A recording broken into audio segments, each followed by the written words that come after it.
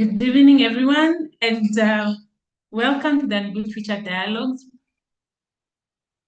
It is so nice to see all of you this evening. Karibuni sana.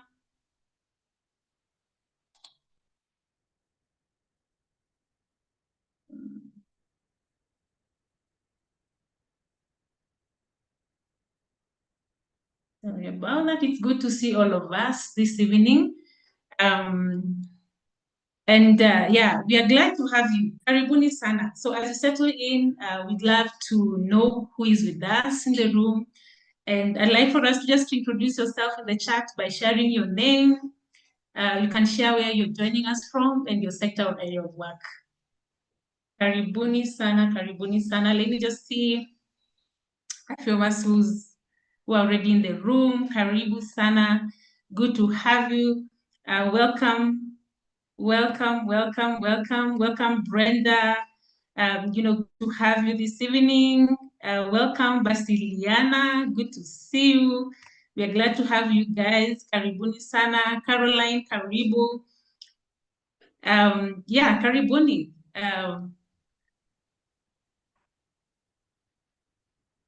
Yes, happy to be here. Just thinking You're about, welcome. Good to see you. Yes. Yeah, so good to see you. So before we begin, and welcome, Jeff, for this evening. We are glad to have you. So a few notes before we get started this evening. Today's dialogue is being recorded for learning purposes. And by remaining in the session, you acknowledge that the discussion may be recorded and that your participation, including your name, your voice, your video, and your contributions in the chat may be included in the recording or related event materials. So if you would prefer not to appear in the recording, you're welcome to keep your camera and microphone turned off and participate through the chat. We encourage you all to keep your camera on where possible. It always makes for a warmer and more engaging conversation. So if you're able to, that would be great. And so throughout the evening, we invite you to share your reflections. We invite you to share your questions in the chat.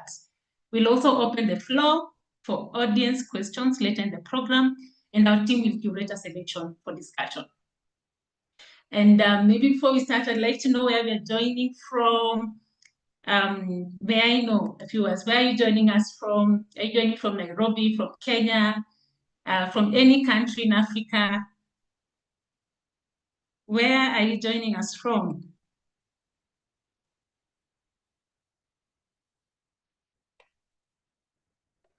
Good to see you, Sister Brigita. Good evening.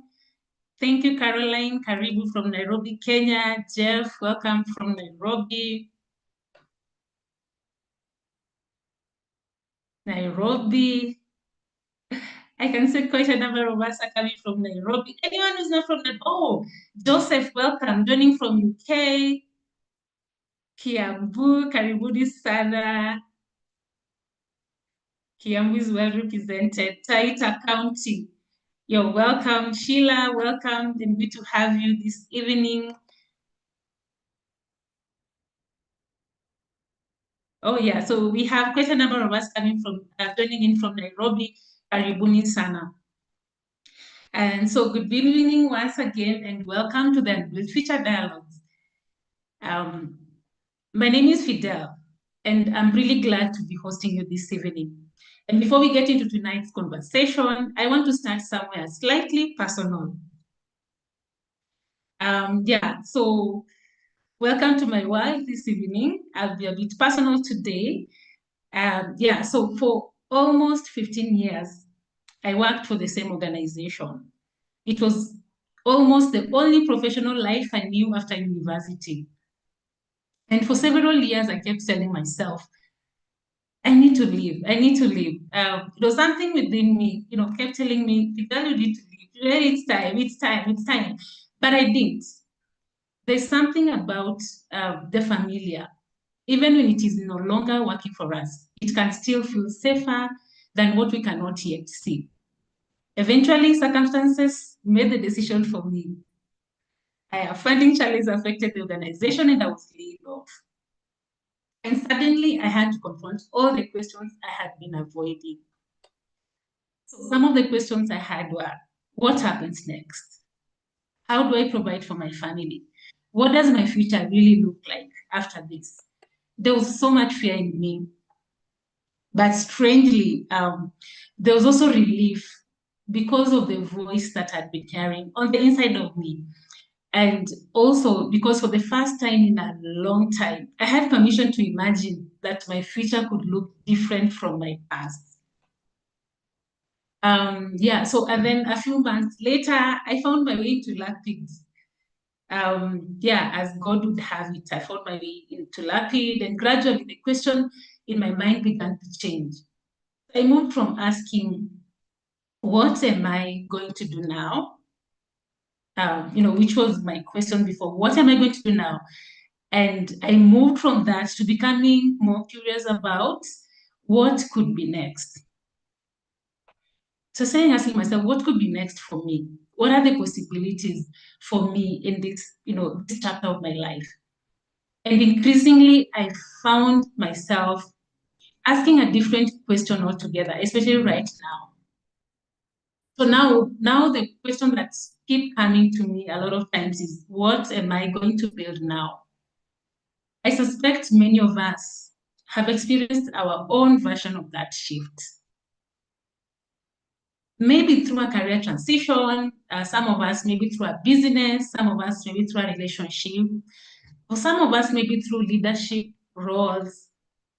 For some of us, it's maybe an idea you can't seem to shake, or simply reaching a point where you realize what got me here cannot necessarily take me where I am going to. And that is why the Unbuilt Future isn't only about Africa somewhere out there. It is also about us. It is also about me. It is about you. It is about our organizations. It's about our communities, the communities that we serve.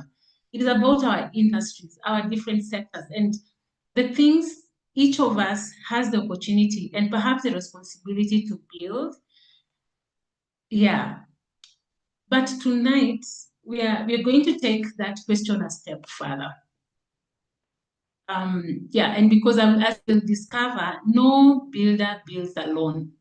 It is, yeah, Esther keeps telling us, you cannot build alone. It is not easy to build alone, and no builder actually builds alone. And so, yeah, so before we hear from our speakers tonight, I want to hear from you.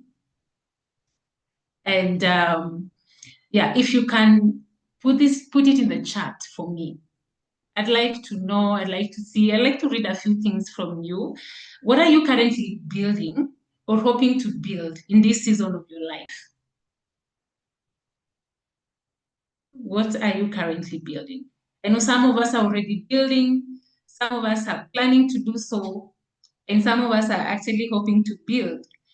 It could be a business, it could be a team, it could be a career, it could be a family. What are you currently building? Just put it in the chat box. Let's engage. Let me see. Now, let's put it in the chat.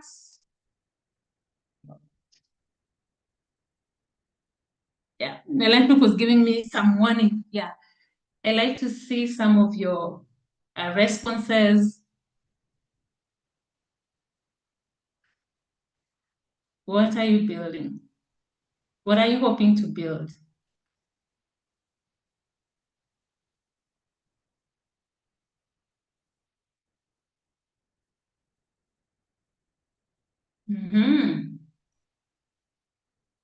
Karibuni sana for those of us who are joining.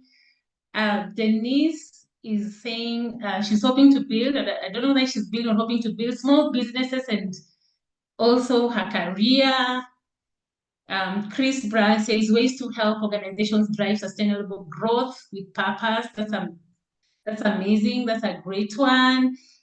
Good responses coming in. Mary says youth employability systems. Nyakwara says a learning platform to help learners and parents to revise for CBC. Thank you. Thank you so much. Please keep them coming. Keep them coming. Keep them coming.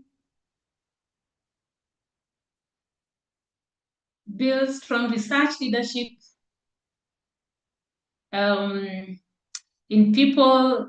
Thank you, Basiliana. Help youth know and be aware of mental health awareness.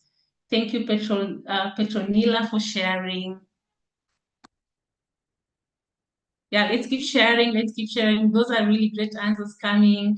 Sheila, young people who are environmental stewards and change agents in their homes, schools, and communities. Thank you, Sheila, for sharing. And those are really great responses in the chat box. Let's keep them. Maybe one second. Marketing agency. Thank you, Lewa. Thank you, Anthony.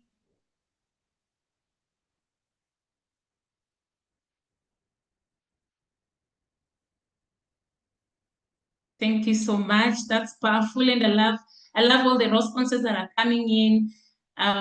There are several builders actually working on something similar. So we have builders in the room, and that's amazing. That's really amazing. And I'd like to hear more about that as our conversation develops tonight. Just keep them coming in the chat box. It's gonna be great to just keep reading them. And so look at what is already represented in this room. We have different sectors, we have different experiences, we have different people building different things. And that's important because Africa has no shortage of ideas. We have people who can see what could exist before it actually exists. But seeing possibility and building something capable of enduring are two very different things. And ideas are not institutions. And somewhere between the moment when someone says, this could exist, and the moment when the rest of us can point to the institution and say, look what they have actually built, there is a distance we don't talk about nearly enough. Years of building, we don't talk about finding people, we don't talk about finding capital, we don't talk about understanding the market and getting things wrong. We also don't talk about finding partners. We don't talk about earning trust because that really takes work. We don't talk about adapting and continuing to build before there is enough evidence for everybody else to believe. And so tonight, we are going into that distance. And the question we are asking tonight, it's an interesting one today, and I'm really looking forward to this conversation. So the question we are asking tonight is, what allows a consequential African idea to survive long enough to become an institution? Allow me to just repeat it. What allows a consequential African idea to survive long enough to become an institution? And perhaps just as importantly, what must exist around builders so that more consequential African ideas can survive, can grow, and can endure? So welcome to Dialogue 3 of the Unbuilt Future Dialogues. We had the first one and the second one, and today is the third dialogue. So our dialogue today is about building the innovation ecosystems Africa needs. And this is what makes these dialogues different. The intelligence. The intelligence isn't only on the virtual stage. It is also in the room. And tonight we have builders, and I'm glad some of you have shared what they're already building. We already have builders in the room. We are all builders in this room, and that's amazing. So we have leaders, we have professionals who see very different parts of the systems we're talking about. And so our job isn't simply to listen tonight, it's to think together. I'd like for us tonight to think, let's think together, to question and to connect ideas, and perhaps to live, seeing differently, both what needs to be built and what is already in our hands that could help build it. And now to take us deeper into tonight's conversation, it is my pleasure to welcome Esther Monike, founder and the CEO of Lapi Leaders Africa and the convener of the Unbuilt Future Dialogue. Esther has spent more than 20 years of experience developing leaders and increasingly asking a larger question. And the question she keeps asking, and she challenges us all, is what must exist around capable people for them to build consequential things? And that question sits at the heart of the conversations we are having through the Unbuilt feature. Esther, the room is warm, the builders are already here, and the conversation has already begun, as you can see in the chat. So over to you, Bekas. Over to you, Esther. Karibu sana.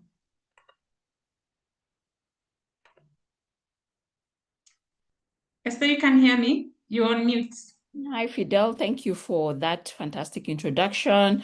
And it's nice to be here. And I just want to start first by saying a big thank you to each one of us for making the time to be in this conversation today. Karibuni sana. I will do just a very quick setting of the pace for today's conversation, and then we'll be joined by Carol and Jeff in a short while. But before I do, I'd love to hear from us in terms of what drew you to this conversation.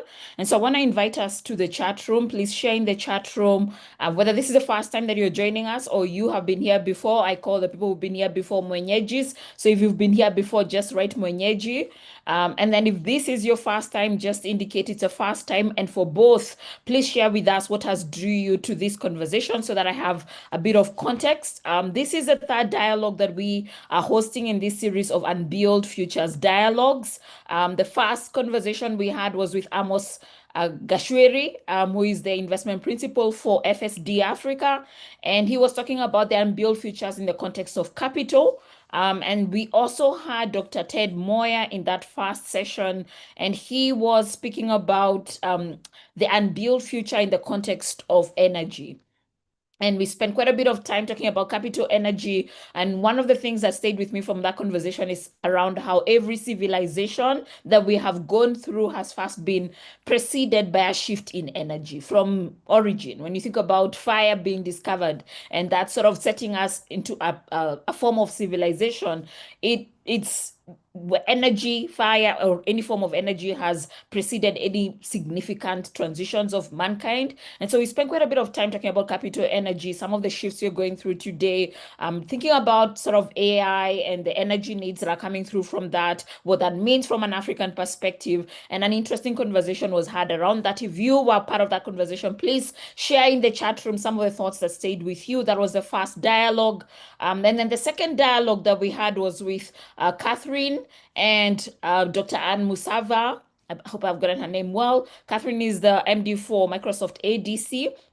And we spent quite a bit of time talking about her journey, but also thinking about beyond individual excellence. A lot of us tend to think about success in the context of individual excellence and doing and building well for the individual, which is important. But then we spent quite a bit of time talking about beyond individual excellence. And that's a conversation around leveraging individual excellence in service of communities. And the work that she's done in the universities, I think they have been able to bring on board thousands of students to have an upgraded perception of tech careers. They've revised the curriculum in some of the universities. They've trained faculty in some of the universities and are still doing some fantastic work in that space. And so we talked about that. Dr. Anne was also part of the conversation. Dr. Anne is the CEO of the Kenya Health Federation and gave some practical examples around the price of sort of flawed systems. And one of the stories that she shared that has stayed with me is around how the first job she got was in Makueni, and she landed in the hospital and she was the first person to show up in the office at 8 o'clock because the practice was for people to show up at 10 o'clock, as an example. And so she decided that she will leverage on the capacity she has to set the pace for the team to lead with excellence at Makueni. And she talked about how ambulances were not working. A lot of things were dysfunctional. It was much easier for her to be able to say, this doesn't make sense. But she actually led by example, and so went the extra mile because it really cost her quite a bit for her to be able to leverage her own resources to set up the hospital to do what it is meant to do. And she says by the time she was leaving the hospital had set such a precedence of being able to serve the community. And I think the reason I start there is because those are phenomenal conversations. But what I wanted to sort of share is why we're doing these conversations and then pick it up from there. Today we are joined by two phenomenal speakers, and the conversation today is around innovation ecosystem. But quickly, I won't go through the whole conversation, but just share quickly some thoughts around why we are doing what we are doing.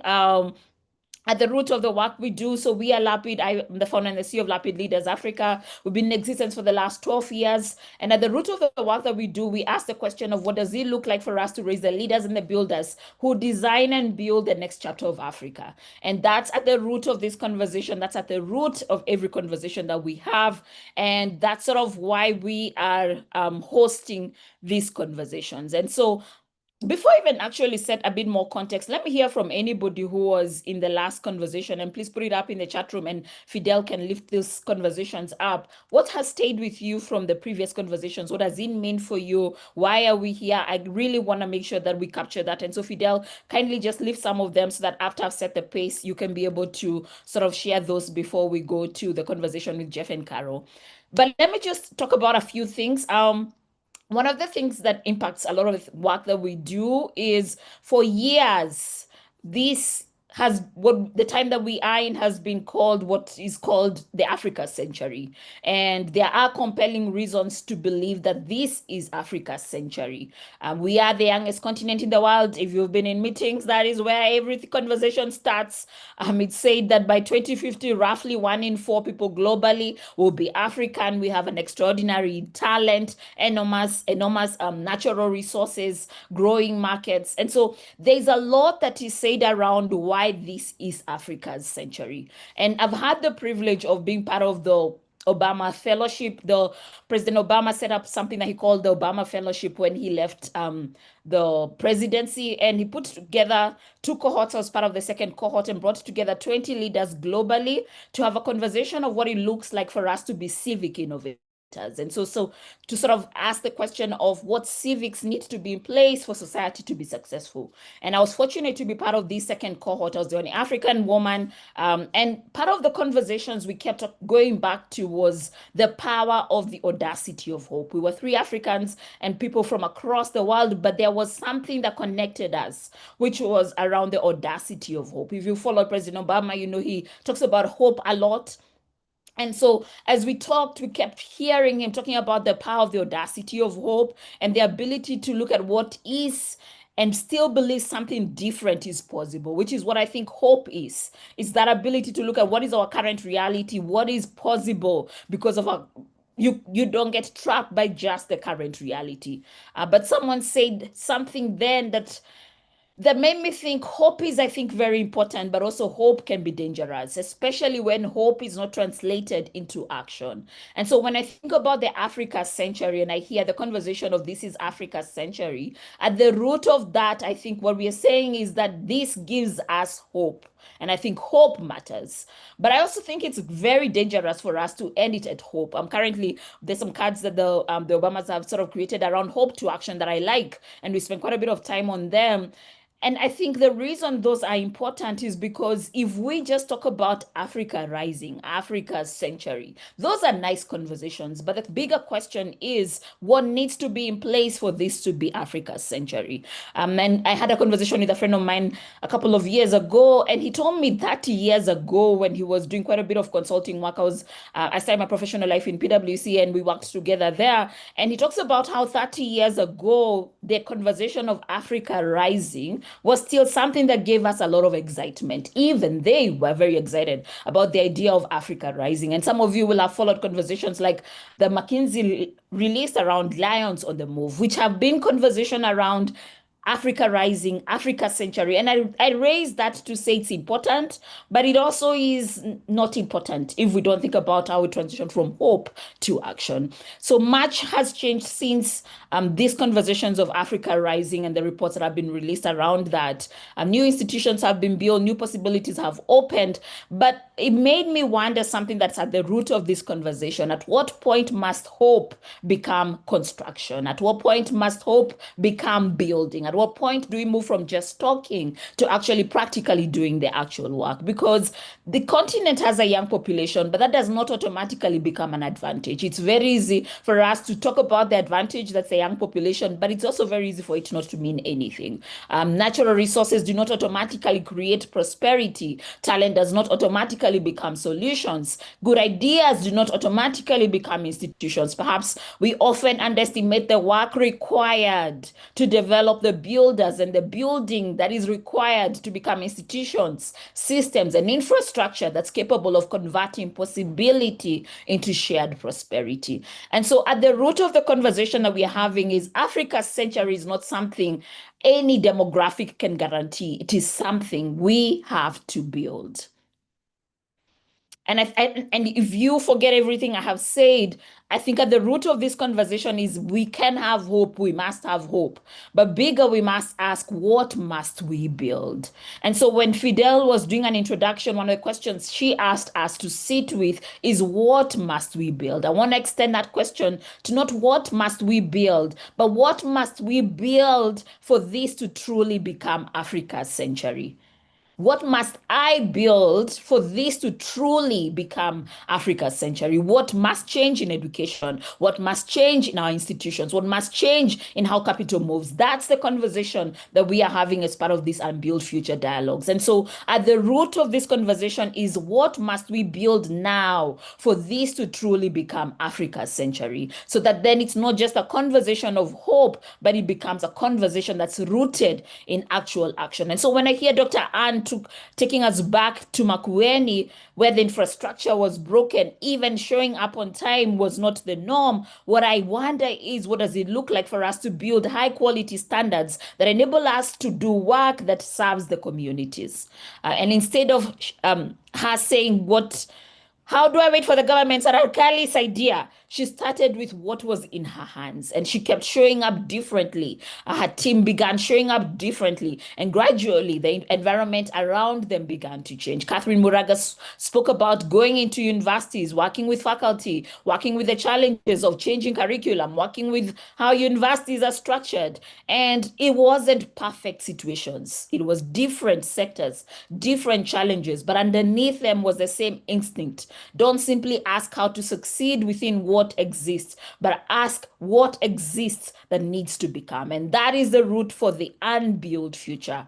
What is the gap between the future Africa is capable of and the systems, the institutions, the opportunities that must still be built to make that future possible? And so that's the root of this conversation. It is a question more than it is an answer. And if we trigger questions for us, we will have done our work. I promise we will not give you all the answers, but I do also promise that we will leave us with questions that will hopefully be able to explore and ask the question of, what am I actually building with the authority I now have? What am I actually building with the knowledge that I have? What needs to shift in the environments that I am in that ensures that the unbuilt future is a reality? At the root of that conversation, you must be audacious. It is not possible to build an unbuilt future without being audacious. So you must be audacious. You must dream bigger, but bigger, you must be willing to do the work, because audacity may start the job, but what actually sustains the job is the willingness to build and to do the work. And I think that's what Fidel is talking about when she mentions the long middle. And so today we spend some time with people who have built. Caroline has built in the context of a corporate space, and Fidel will read her bio in a short while. Jeff has built an institution that's serving millions of children today. And we spent time asking what enabled them to see those opportunities and what has building entailed in the middle, based on their experiences. But bigger, what are the other things that need to be built? And so that's sort of the context for this conversation. We call it the Unbuilt Future. pictures, and karibuni sana to the conversation. Before I invite Fidel to read the bios of these two so that we start the question and the conversation, perhaps let me hear from us. What are some things that you're hearing from that intro that are important to you?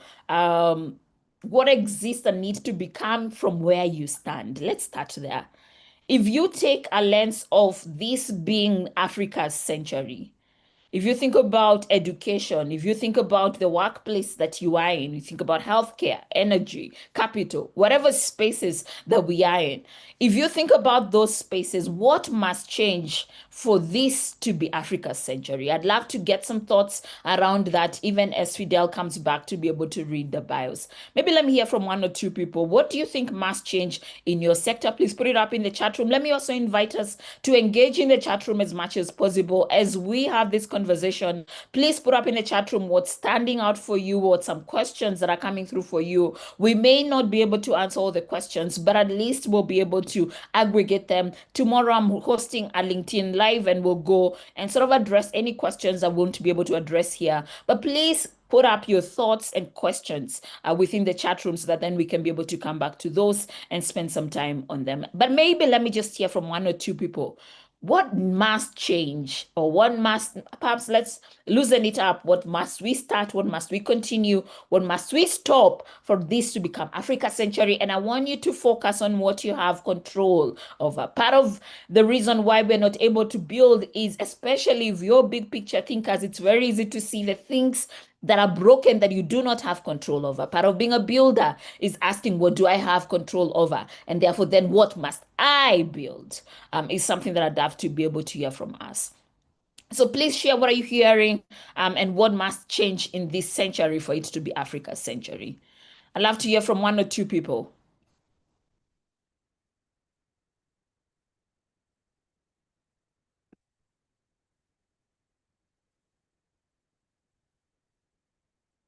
And then Fidel, I don't know, Fidel, if you can hear me, you will read the bio in a short while. Yes, I'm here. Okay, all right. So perhaps let me hear from a few of us. John, you must be audacious to build. That's true.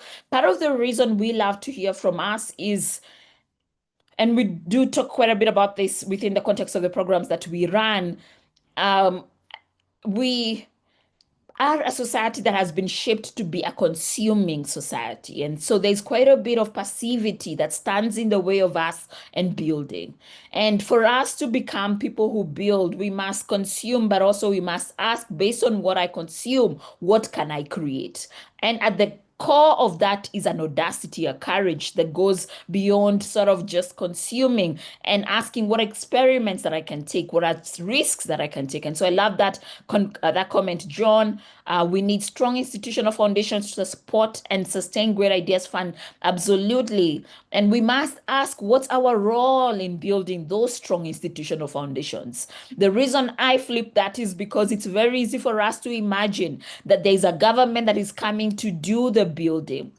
I always start this conversation with a story about women elders that we honored in 2024. I won't go too much into those details, but we spent quite a bit of time honoring Mama Wangari Maathai, Mama Wahu. And if you go and visit a lot of the spaces of Lapid, you will hear their stories. And the reason we honored them in 2024 as part of the Madaraka Day is a lot of the liberties that we have today, they were worked for, and they were part of those journeys. I mean, if you understand who Wangari Maathai was, you would understand a lot of the liberties that we have today, she fought for them. If you read about the history of Mama Wahu, Mama Jael Mbogo, Brigadier Njoki, who were women that we honored in that event, you will find that there has never been anything that has been built without people putting in the extra sweat. And part of the reason we do these conversations is because we found that they have built, they have made the sacrifices. And the question that we ask is, what is our responsibility? What are we taking responsibility to build is perhaps the question that I am challenging us, even as we think about the institutions. Every great thing takes time. I love that. We must appreciate that we have in our hands and how we can use it to build Africa we want. Absolutely, Mary. We need to build cells that contain the energy and capability to self-sustain and replicate and grow. Absolutely. Thank you, Chris. Thank you, Christabel. We must let go of the someone is coming to save me mindset. That is at the core of some of the shifts that I hope we can have as we have these dialogues. But even at a systemic level, how do we shift education so that we take more responsibility, build the technical expertise, compete internationally while running our businesses at the highest standards of professionally? I love that in Kada. And this is big because if you look at, I always make fun of hotels.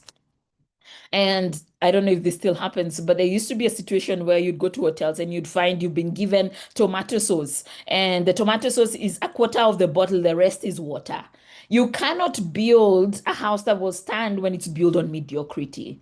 And so the idea of doing bare minimum will never bear results. And so building the technical expertise, but also the value system that ensures that we're not just competing internationally, but that we are building for ourselves a commitment to serve with excellence, whether it's local or global, makes a very big difference. I've worked in very many global communities. I've worked in the UK, I've worked in the US, but it's not because I choose to compete internationally. It's because as a value system, whether you place me here or you place me in America, I will give it my best. And so building that as a value system is very important in terms of the quality of the work that we do. And I love that we are putting on, please keep putting up what must change. What are you hearing? I want to invite Fidel to read the bios, and then after that, we'll pick it up from there. So Fidel, kindly come back here and sort of just introduce for us Jeff, and then introduce Carol, and I'll pick it up from there. Fidel, and as she does that, kindly please keep putting up your thoughts in the chat room. What must change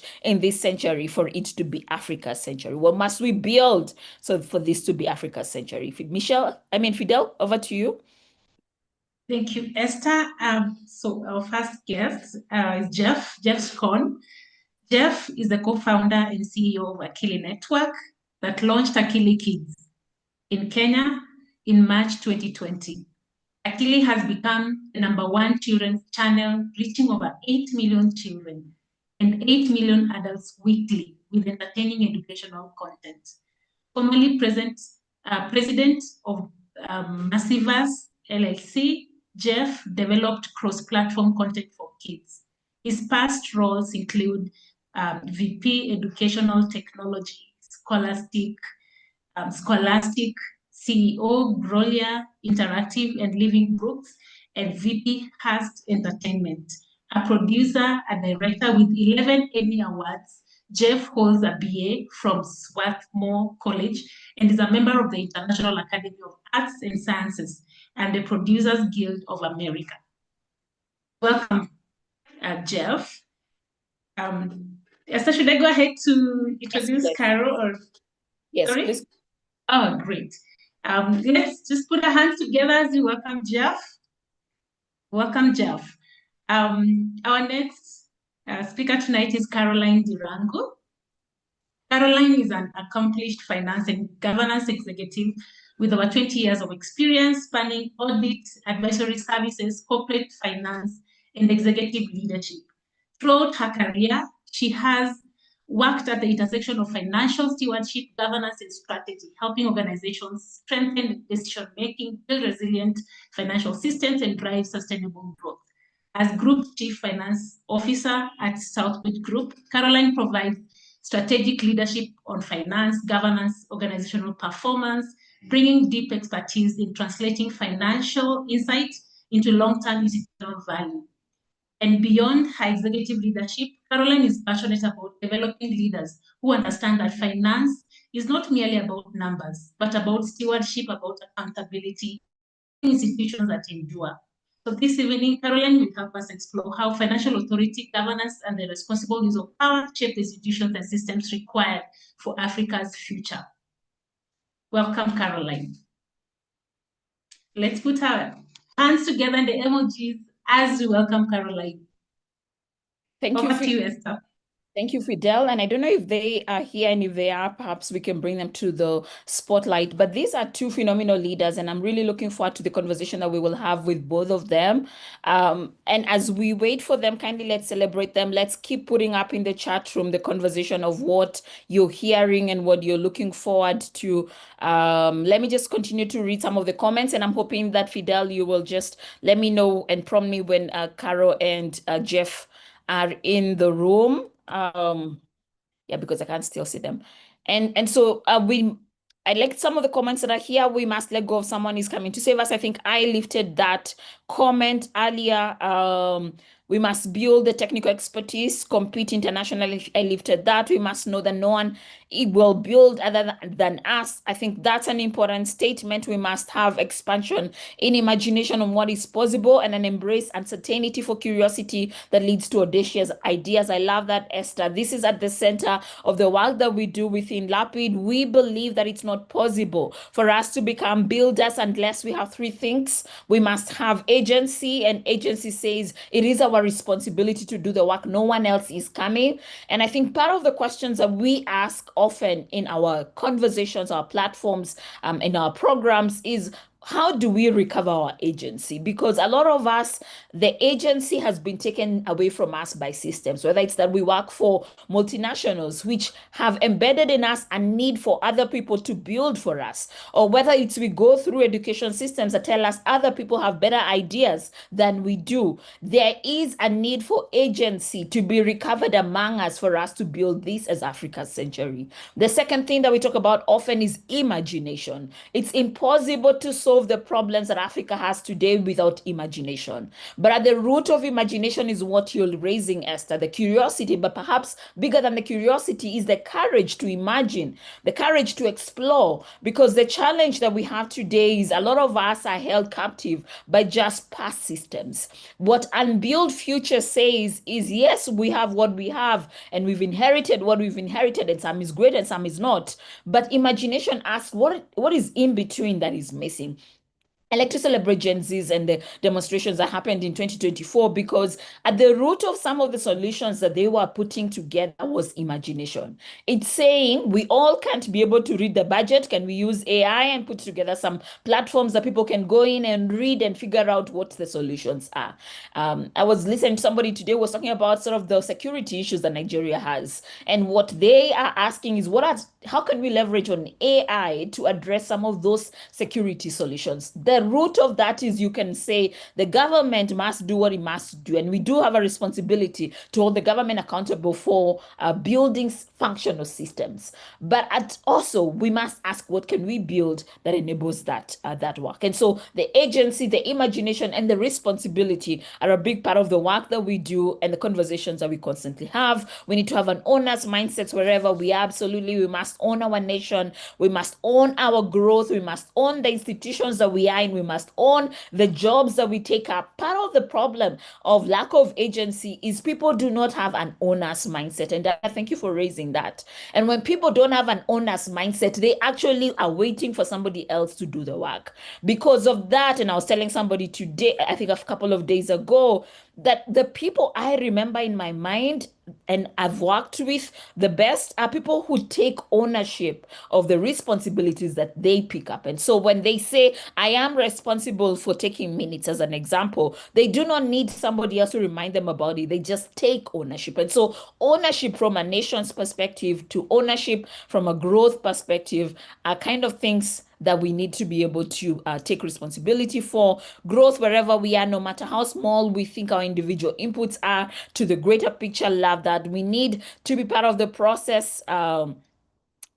Don't be a watching person. We need to value all forms of capital. Absolutely. Put purpose first and reduce profit to a parameter and not the primary goal. Absolutely. At the root of the work that we do is asking, what does it look like for us to have purpose-driven leaders? And actually, Jeff is one of the purpose-driven leaders that we recognized in 2024. We have a process that goes through a lengthy process of identifying what we call the top purpose-driven leaders in Kenya. And we define those as people who lead with excellence, but also have embedded in their process collective impact. And we have a whole journey of ensuring that we recognize them, because putting purpose first allows us to build for our communities. Some of the challenges that we have today is because we've elevated profit, and profit is important from business's perspective, but how can we make sure that we marry both so that then we have both the profit and the purpose that enables both the society to keep moving forward? We need to get away from working in silos. Love that. One of the conversations that we had in the last dialogue was around even this whole idea of we must wait for some people to, when Tanzania puts up a road, we are afraid of it. What would it look like for us to think in collaborative ways? And it's nice to see you, Jeff. Karibu sana. I have been hoping and waiting for you. It's such a joy to see you here. And I can see also Caro is here. Let me also add her into this conversation. Karibuni sana. I have been buying time for you guys. So you owe me a whole coffee. Two. Two. I would take two. Billy.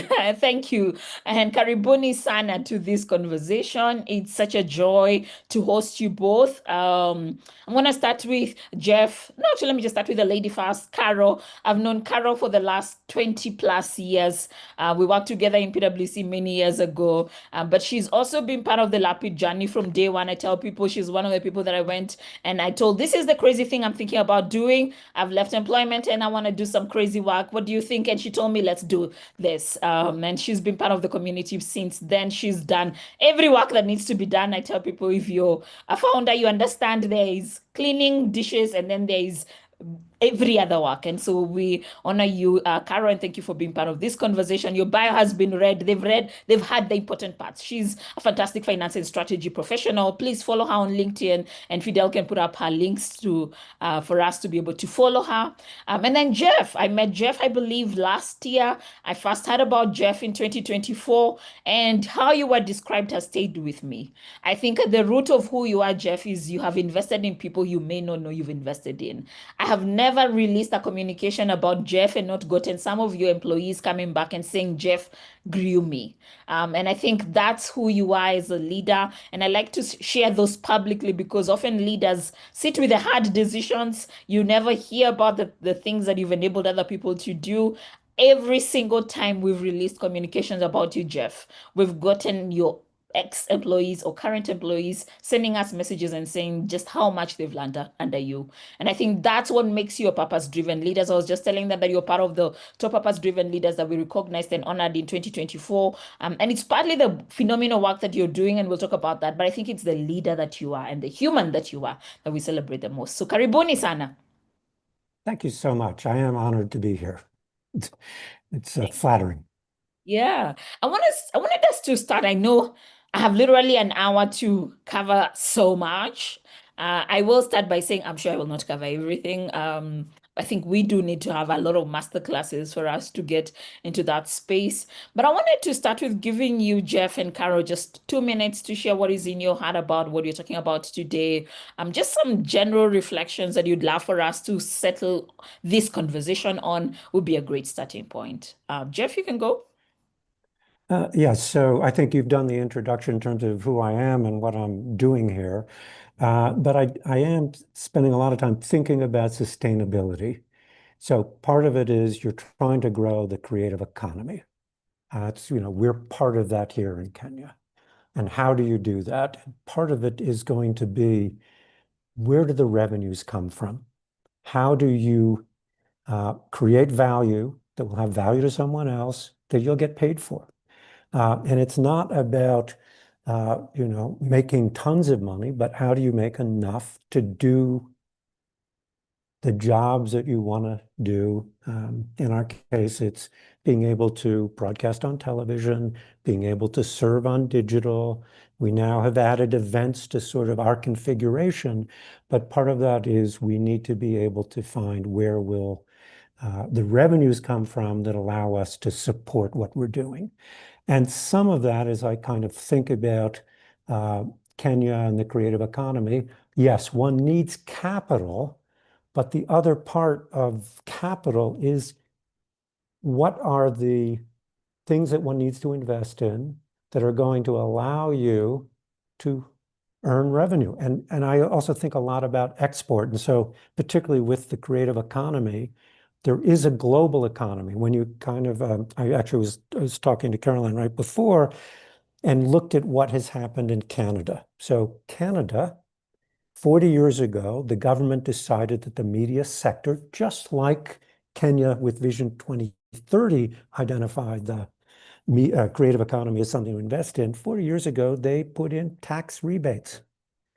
And 40 years later, there's somewhere between 700 and 1 million jobs in the creative economy in Canada, a country of around 33 million.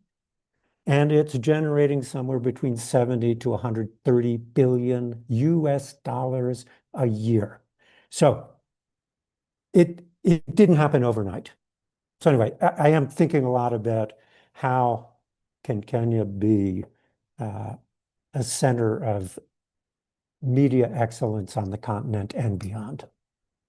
I love that actually.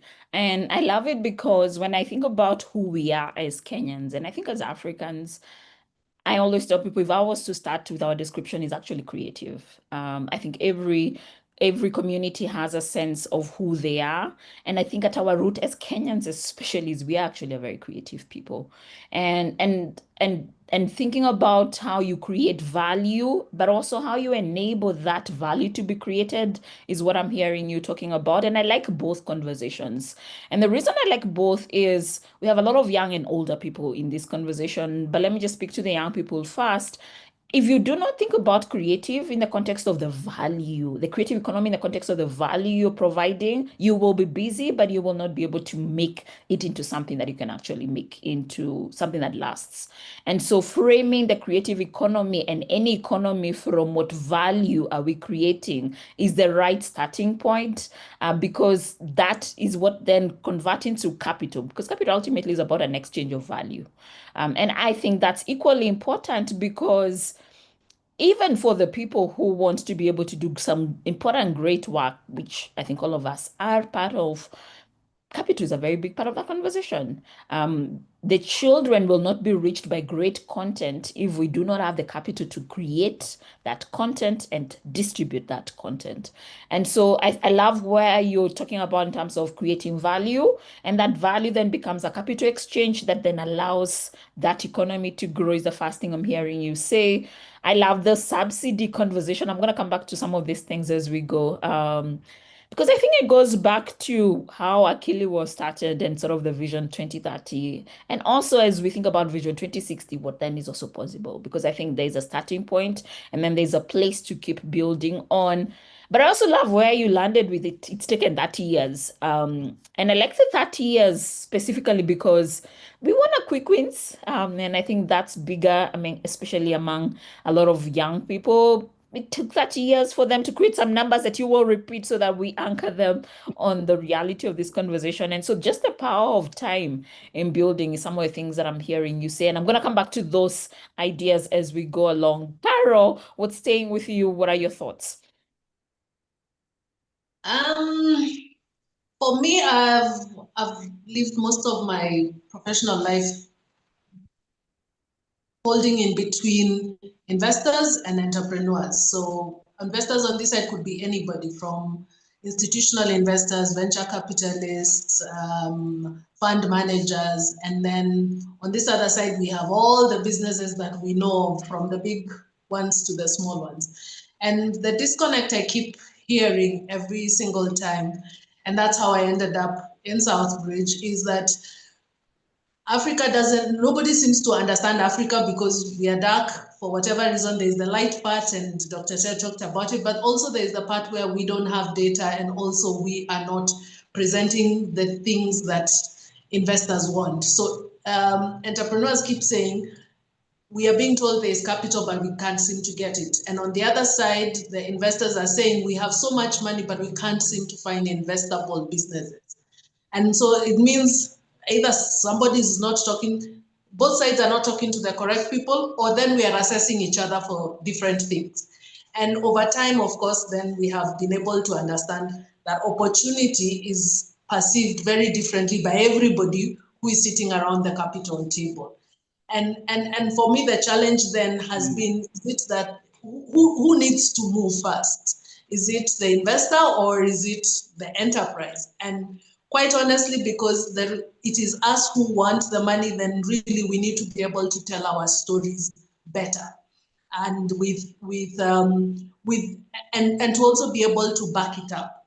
So the challenge I have seen, and then has become then the work we do in Southbridge, is to be able to do the translation in between what the investors want and what Africa has available, because there needs to be someone who speaks both languages. So it's almost like a bilingual conversation. This one is an Arabic speaker and this one is a French speaker, and for some reason they must exchange value, and that then becomes the work that we must do. And so what investors are asking for, some of the things investors are asking for are a lot of them very non-sexy things entrepreneurship is about. They're asking about governance discipline. They're asking about decision making. They're asking about what is your impact? Who is your target community? Is it a market fit? Those kind of things do not just happen because someone had an idea to build, but they happen because someone spent time to build the backbone that the capital will sit. And then on this other side, the entrepreneur is focused on, I want to solve road transport issues. I want to solve healthcare issues. Why are people not being able to see a doctor? But for as long as you solve the macro issue and don't deal with what the capital will sit on, quite honestly, we will always never be funded, because the capital needs certainty. And the things I've talked about, those ones that are not very nice, those are the things that capital sits on. And one of the disconnects that especially I see with founder groups is that we talk to the key person on the investor side, but the decision is made by the investment committee. And the investment committee asks those questions. So you and I could have had a very nice coffee and discussed all these other nice things about your idea and why it makes sense, but the money is not in the coffee. The money is where the investment committee sits and they ask these same questions, and a lot of our entities are collapsing on the basis that backbone does not exist. And so when the question becomes, who do you fund? Why are you not being funded? For me, it boils down to institutional readiness. And do you even have a bowl to receive the money that you're asking for? Yeah, some important points there, Carol. Thank you for sharing. And what I'm hearing is a question that I hear with a lot of emerging builders. We have these phenomenal ideas. We have no idea how to fund those ideas. And I like the way you're talking about just that bridge between the investor and the entrepreneur and the work that's needed to build that bridge. What does the investor care about? In reality, capital needs return. Capital needs risk management. What does the entrepreneur care about? And how do you build bridges between those two? Is one of those very difficult conversations for capital. But I like some of the things that you're sharing, and I want to just lift them as things for people who are building to think about. I like the first one you talk about data, and we spend quite a bit of time even within the context of LAPI talking about data, and I'm sure Jeff you do as well, because in reality how you measure your return is in your ability to put together data that proves this money is actually giving us some return. And so data is a big part of that building. The governance structures are a big part of it. So when this money is distributed, what's the governance structure of it? Or will that money come in and everybody goes to the salon? I used to work for a bank, and one of our bigger headaches was you give a loan and 30% of that loan will first go and meet the immediate needs of that entrepreneur. And so in fact, I remember we eventually built a system where I would give loans directly to the suppliers, and then the suppliers build a system between themselves and the entrepreneur. So governance is a big part of capital and that movement between the investor and the entrepreneur. The infrastructure and the strategy, and I think the strategy is the last one I'm going to lift. It's not just that I want to build a house that makes a house. You must see what is the house, What is the strategy of putting up that house? What do we have? What don't we have? And it's part of the conversation that I was having around hope to action. I am very big on people having hope. I think hope is very important, but we also must convert hope to action. And that bridge is a strategic bridge. And so I love that. And I want to just come back to you, Jeff, and maybe take us back to origin. I have a bit of context and I just want to hear a bit more from you around the connection between how you started Akili and Vision 2030. I think it will help somebody here, and especially lifting a conversation around how do we listen to Vision 2060 or any government documents as possibilities for things that we could do. Yeah, so why am I here? How do I end up in Nairobi launching the first 24/7 children's television network that now also provides content for families? And it really began with someone I worked with at Scholastic, who fell in love with and married a woman from Kenya. But that led to him spending a lot of time here. It led to us being contacted by someone who was the deputy chairman of the Kenyan Content Task Force that was working on Vision 2030. So when he contacted us, I had to look up what Vision 2030 was, but he asked my co-founder and Jesse Soleil and myself to think about how we might grow the creative economy in Kenya. So it came directly out of Vision 2030, where a subset was and had identified the creative sector as something that could create jobs, create value for Kenya.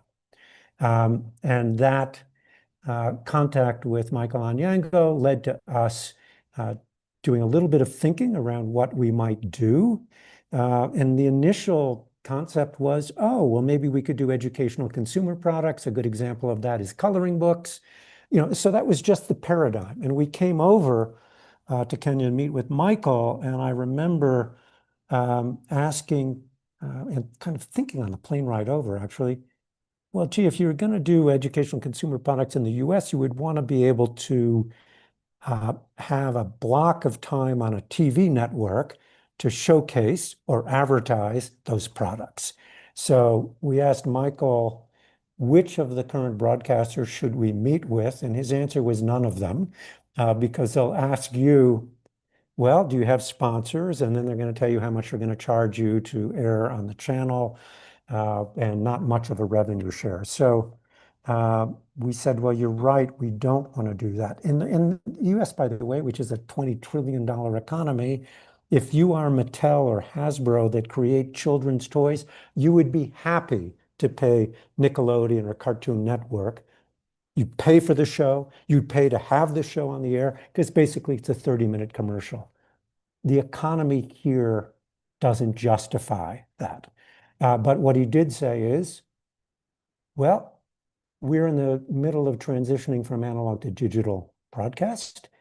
I can set up a meeting with the then Communication Commission, now the Communication Authority of Kenya, and you could apply for your own network. So we ended up with that meeting, and the person at the Communication Authority said, well, we've actually closed the door for issuing licenses, but because you want to do a channel for children and nobody else has applied for that, we'll let you apply. And so that's what led to us applying for the license. It did then take a long time to put together a solid plan. It took about a year because we weren't working on it full time. And then it took even longer to find the capital. And I think that one of the things that Caroline touched on, which is when we went out to look for capital, we were initially looking in the wrong place. And you're knocking on doors, and I'd say that the one thing that I've learned is, okay, make sure you're a good fit. And when I say knocking on the wrong doors, we thought, oh, well, people that are in the children's content business would be good investors. But what we had was a good plan, a good management team, a good set of advisors. But what we really needed to find was someone prepared to invest in Africa.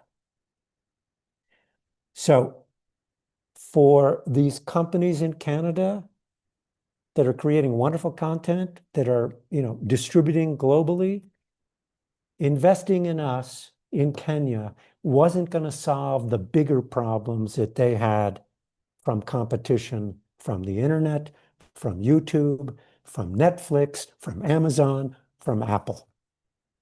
So it was finding the right match. And so, the message or the learning is, make sure you're a good fit for the investor group. And so we eventually found someone that wanted to be in Africa and having a positive impact on children. So, you knock on a lot of doors. But also, I think the other thing in terms of saving time is recognizing, you know what, we're not a right fit for that. You're so hungry for the money, but ultimately, you need to be honest with yourself. Like, wait a minute, they're wanting to do this, and yes, we can kind of jump through a bunch of hoops, but pass. And I'm wondering whether how difficult that was, because as you rightfully said, our market is small. Your typical investor really wants fast returns, big returns, because they do not have, it's not like they don't have a place that they could take the capital and easily make that. And so I think what I'm hearing you say, that sounds like the differentiator is they really must care about Africa. I don't know why, to be honest. Well, it can be personal, it can be vision, it can be, in this particular case, our lead investor of the first round, the grandfather was an Indian from Kenya who made a lot of money in the UK and wanted to give back. And I say give back. It wasn't a grant. They, decided to make an investment. But what was interesting for them was, well, we don't want to just build another school. So I'm on the board of the school that I went to. I believe in education. But for them, what was intriguing was the idea that they could have impact on, all the children or a lot of the children in Kenya. So we may not go as deep as, oh, you built a school for 300 children, where you in effect build their lives, but we're having a positive impact on 8 million children every week. Some of them will end up having been inspired to do something because of what we broadcast. Yeah, and I love that. And because I actually think in this age, media could have more impact than schools. Because I mean, our kids grow up on TV. I just remember the time we came to visit you, we came with an alumni, and the excitement she had about Akili was it was almost like a I remember. She knew and our programs better than I did. yeah, I mean, it was more than candy. The excitement that she had, and she's actually in her early 20s, and she was talking about her siblings. It's worse than her. But I think it talks about sort of the power of education, and I think you guys call it Carol, remember the name? Is it edutate? Edutainment. Yes, the power of edutainment in shaping a generation is actually significant, and we can come back to that. Just allow me one last question, and then Carol, we come back to you.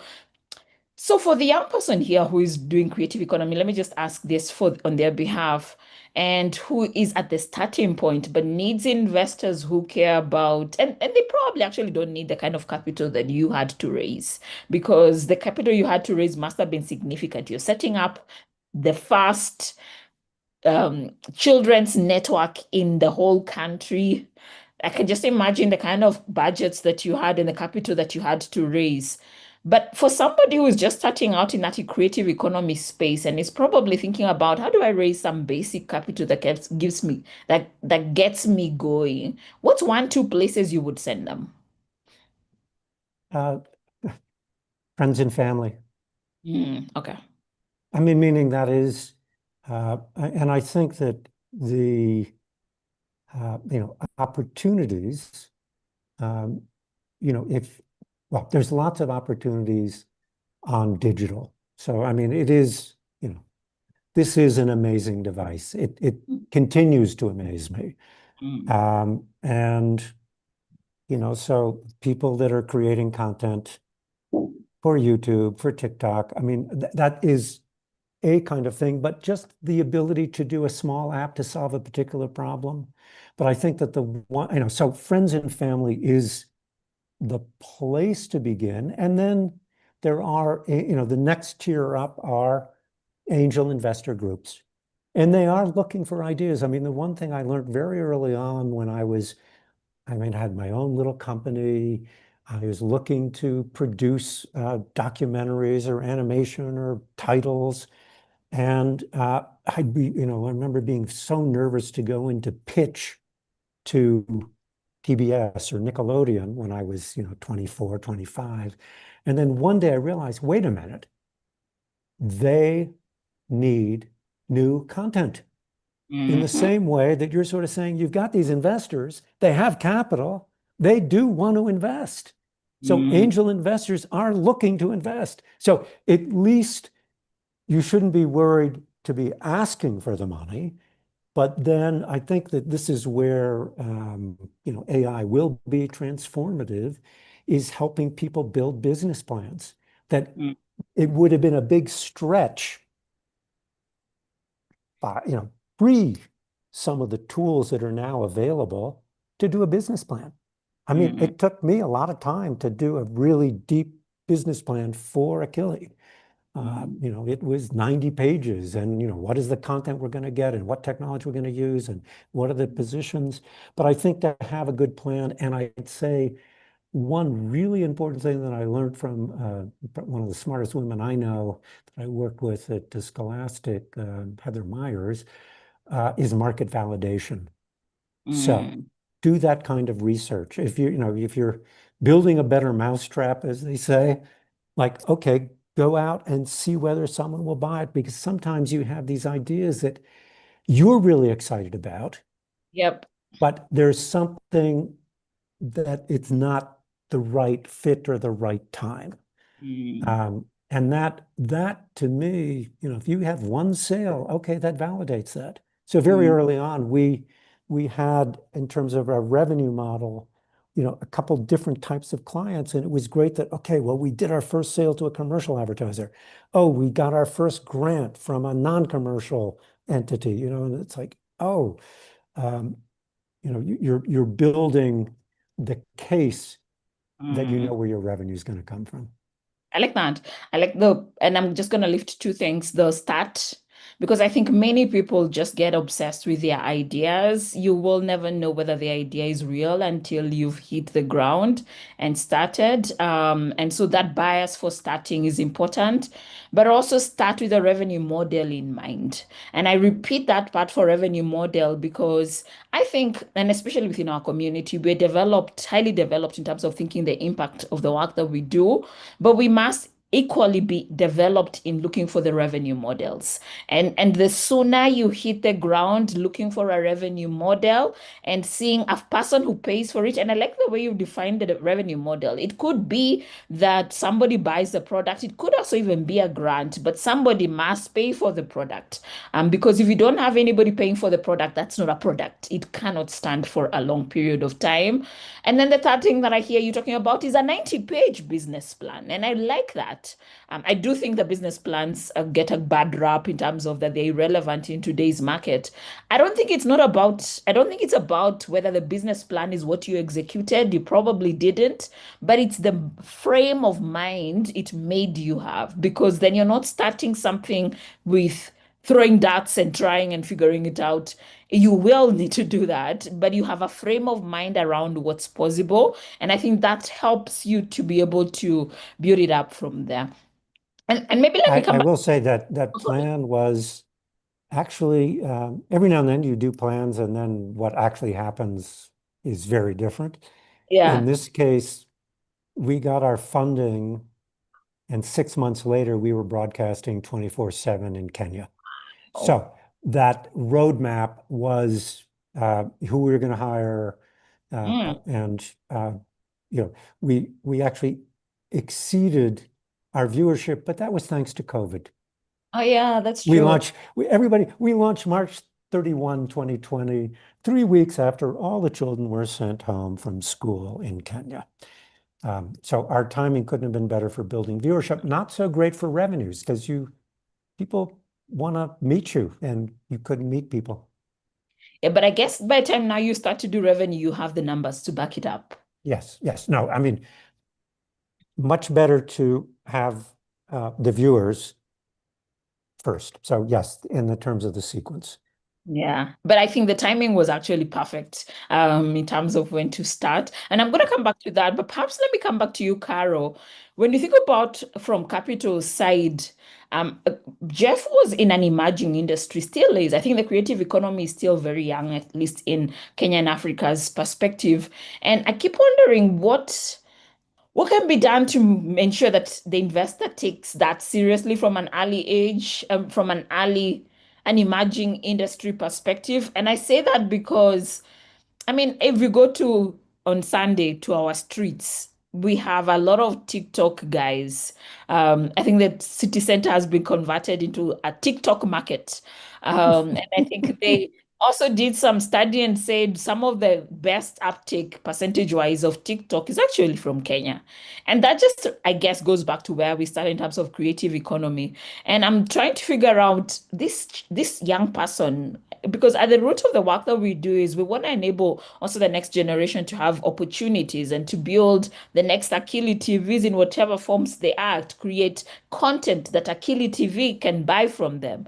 How do we get investors interested in such emerging industries? Well, I want to just say, I'm sorry. It was a question for Carol. Answer, and then I won't forget. Sorry. Okay, thank So you. rude of me. No, go for it.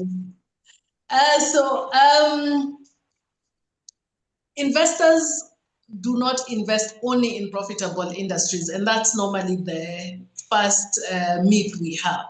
So an industry is investable for as long as uncertainty is quantifiable. So we have investors in every stage of a business. We have pre-seed, seed, seed A, B, C, D, all the letters of the alphabet. We have loans, we have grants, we have the 3 Fs, friends, families, and fools. We have all types of investments. The question is, and Jeff touched on it, is where are you, and therefore who can fund you? So different investors will be asking for different things. So your friends and family will fund you simply because you're a relative and you guilt-tripped them. But there's someone else, an institutional investor will only give you money if you show certain criteria. So even in the emerging spaces that we are talking about, for as long as we can quantify what is it that they want and what is the risk in there for that this could become a unicorn, this could die, this could become something else, that's just what they need to quantify. And then the responsibilities are still on the person who came with the idea. Where are you going to get the data, and how are you going to then prove it? And that's where the market fit comes from. So if you're able to demonstrate, and I think that's the master genius that Akili enjoyed during COVID, is that then with all kids home, everybody watched. Now he had numbers. Now he can go and tell them, look, I have so many numbers and this is my team and all these other things that are necessary to attract the kind of capital you want. But I also want to speak to some of the things that Jeff has also talked about. For example, he talked about investor fit. One of the things I think we have done badly as a continent is aid, and how we chameleon ourselves to receive aid and to receive whatever funding. Is that when investors are putting in money in climate spaces, we all suddenly are climate mitigators, climate adapters, climate something. Then when it's now technology, the same farm now stops being a hydroponics farm and becomes an AI platform-enabled hydroponics farm. I mean, the gymnastics we do is the question you are asking for, investors, and we need to be able to have it within ourselves somewhere to just say this doesn't fit me, because then guys will ask you all sorts of everything, and everybody has their preference. There are people who prefer to invest in Southeast Asia for some reason. There are some who prefer in Africa. There are some who want to give loans. There are some who want to take equity because they eventually have to they eventually want to own the asset. So there are people who invest in equity of a company, buy shares in that company, and then buy so many shares. At some point, you, the original owner, no longer is the owner because this guy has bought 60, 70%, and so now they run you out of town. There are others who give you loans, like the ones we are taking for Tala and all these other platforms, that it is 900% in a year.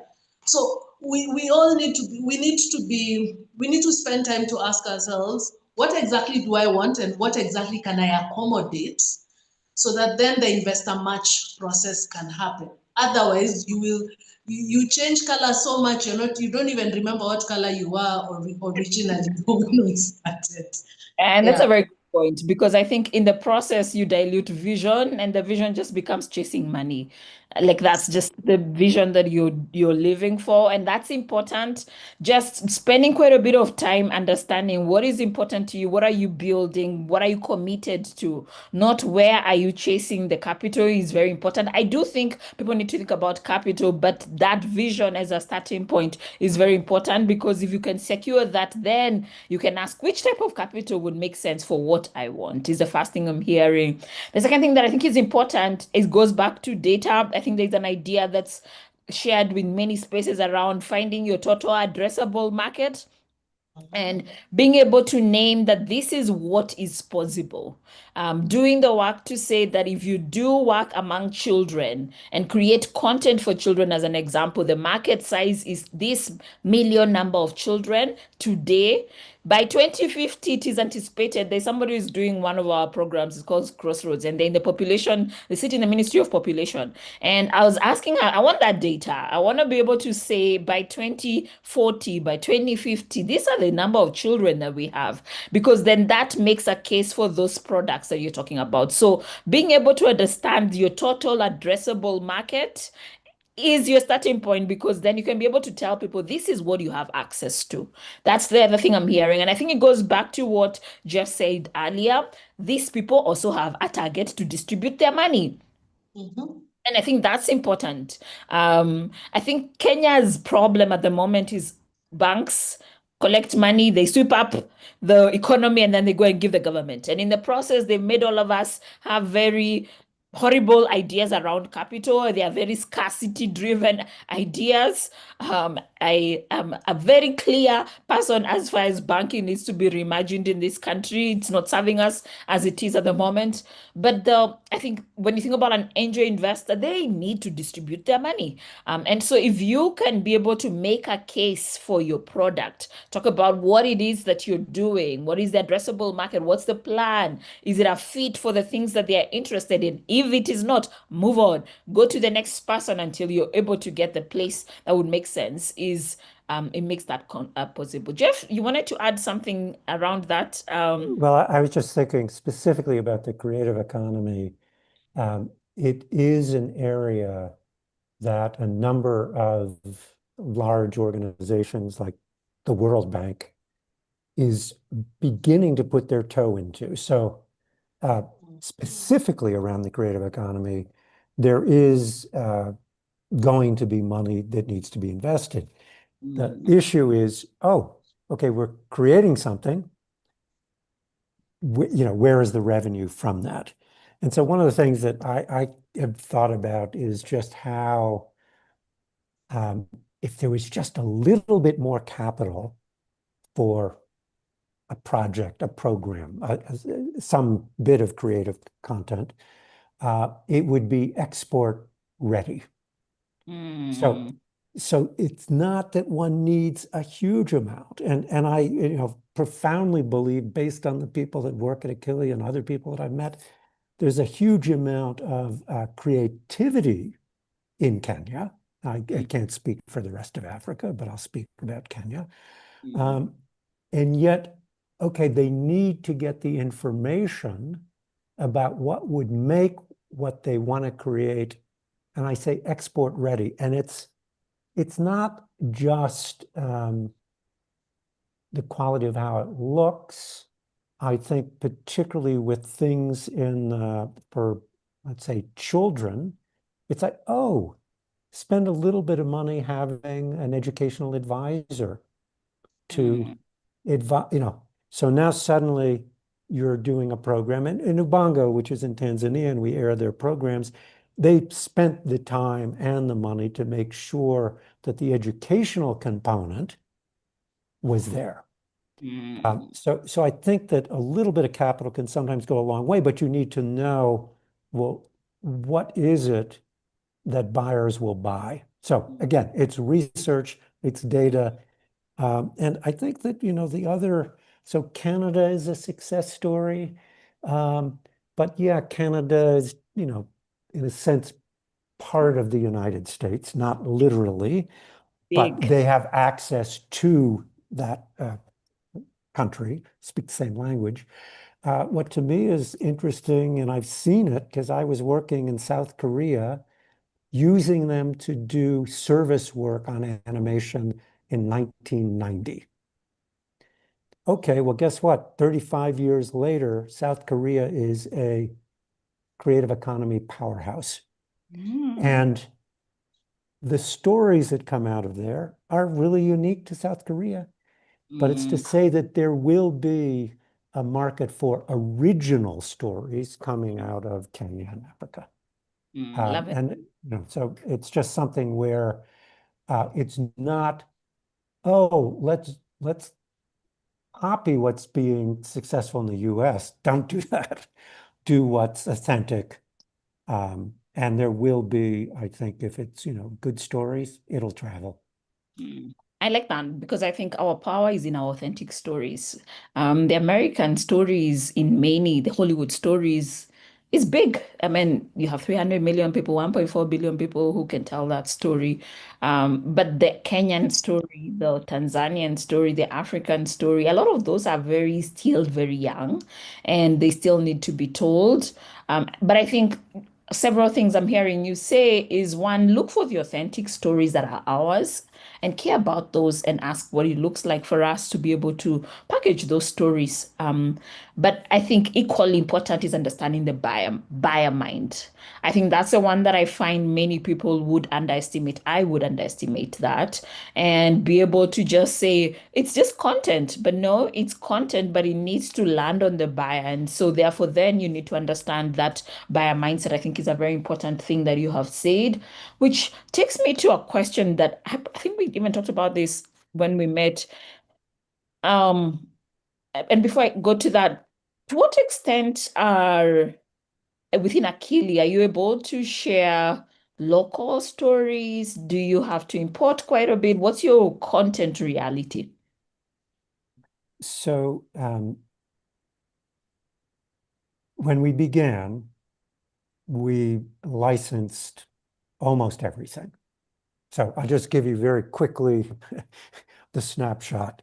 On average, because Kenya's not a huge market for these international distributors, we, for a license fee, would pay $300 for a half hour of content for 3 years and unlimited runs. So particularly for young children, they like repetition, so you could run the program. So that's $300. We did produce some content, but producing content, even though it's so much less costly to produce in Kenya than in the US, it's still for a half hour of live action, $3,000, $4,000, $5,000, which in the US, a program like Sesame Street costs $1 million a half hour. It's union, it's this, it's that, it's crazy. If you're doing animation, and I've produced animation, $350,000 a half hour. So I'm paying $300 to get something that might have cost $300,000 to produce. AI is going to have an enormous impact on animation. We've done a test recently. It's really exciting. And if it's going to be successful, it's going to have to be, well, do we have some really great stories to tell? Do we have some great characters? So I think all of that will be possible. But anyway, it's to say we license a lot of content today because we focused on we need more African content on the channel. And by the way, African does really well. The right kind of shows out, that have been produced in Canada also do very well. So it's a mix. But around today, around 50% of the content that's airing on the channel has been produced in Africa. We also are getting content that people are making and giving to us for free because they want the audience. So that's it's some content costs zero, some content costs $300 a half hour for 3 years. And what we are looking to do is get additional growth capital to invest in content creation. And that won't be, we do it all. It will be commissioning content from the creators, production companies that exist here, and finding partners. That's interesting because the minus side is the market is not too big, but it's also the plus side because then your costs are not as significant as they would be. I'm imagining that your scaling has to be thinking in the context of Africa. And I don't know if that's something that makes sense. But I'm imagining that your best bet is to produce here and be able to get a child in Nigeria, a child in South Africa to watch that same channel. Yeah. That's something that's done often. And then I'm also imagining YouTube and your likes have become a challenge because people can go online and get content there. So I think with regard to children specifically, and we do have content for families, but with children, curation of content becomes more important, and you shouldn't be on YouTube. So there's going to be specific opportunities in the children's sector because they're children. And whether that is, there's fast channels, which are free advertising supported television. Okay, there's pay. People are migrating from pay, but would you be willing to pay a little bit if it was good for your child? I think the answer to that is yes. It's, what do you curate specifically for them? The reason we started with free to air, and although we're carried on the satellite service providers here, the reason we started with free to air was we wanted to reach the maximum number of people in the belief that not only that would have maximum impact, so from the impact perspective, great, but also from an advertising perspective, you need a big audience. So we kind of, for some of our viewers who are at the bottom of the pyramid, that's got greater value to the nonprofit sector, and the people who are on the top of the pyramid have greater value for the commercial advertisers. Okay. You have actually a very interesting business model because all that represent different revenue possibilities because it means for your bottom from the pyramid, you can get grants to enable your content to distribute. The middle and top you can do, and I guess that's why you do your festivals, your events, and those are also willing to pay a bit more. I mean, when I think about my nieces, quality is everything. And so that means that market still can grow even within the context of an African possibility, when I think about the growing middle class across the continent, then it means that your revenue possibilities are interesting. There are multiple possibilities. And I think that's an important point to think about even for the rest of us. How do we build products that perhaps serve multiple markets and therefore then have multiple possibilities of revenue? I like that you're not just getting revenue just from your adverts as an example, that you have spread possibilities around where people can make their revenue from. I think is a big part of that. And maybe Carol, that's something to speak into. What is your experience around the extent to which we are creating revenue channels that are multiple in possibilities? And how does Capital think about something whose most consequential returns may ultimately take a bit of years to become visible? And you may have spoken into that a bit, but any additional thoughts around, because what I'm hearing is just multiple sources of capital. There is the revenue, and then there is the investment that needs return, and then there are grants, possibilities. My worry is this one in the middle, because those ones will take a while, and so the patient capital conversation, but also the revenue must grow so that then you're able to pay back that patient capital. So some thoughts around that. So a lot of the challenges we have on the continent around financing, especially emerging economies, comes from the fact that whoever is investing is not investing in the business itself, but there are sometimes significant portions of an ecosystem build that are embedded in that funding. And if then the investor is not able to see, or even the founder themselves are not able to quite categorically demarcate what is the ecosystem side and what is the business side, then that is how then the capital just gets consumed, or even people get unhappy with how the funding has been used. So typically what tends to happen is that if someone is proactive in explaining that this part is where I finance the employees, the daily working capital requirements, then for those ones you get, it's better aligned to get short-term type of investors, guys who you can retire that loan in a year, 3 years max. But if you're then going to be financing from what the ecosystem is, the business is doing is ecosystem development, then you need to then get a different type of funding. The problem we have is that we just go to one funder with one idea that has all those things mashed in there. And that's where the disconnect comes from. That's why then patient capital became a thing. But patient capital also has started to become very clever, in the sense that then people are asking, what am I being patient for? Because then I could be patient for 10 years, but you burnt all my money in the first 3 years, and then now they've spent the remaining 6 of the 10 hunting for new money, so that you're borrowing from Peter to pay Paul.